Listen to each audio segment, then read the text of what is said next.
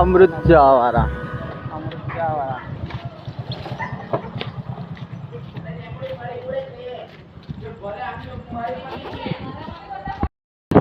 આપણે પાછા ઘર બાજુ હવે જઈએ છીએ. અમૃત ચા વાળાની ચા પી લીધી છે. વિડીયોની અંદર કશું બોલો નહીં. અલ્લાહ માંગે અલ્લાહ બનાવે પણ વિડીયો નાખી દે કશું બોલો નહીં અંદર. બરાબર છે.